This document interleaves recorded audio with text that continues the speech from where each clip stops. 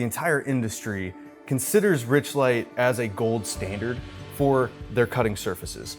There's so many things to focus on, and what chefs tend to kind of put on a back burner is somewhat of the presentation or how they're prepping and what materials they're prepping their food on.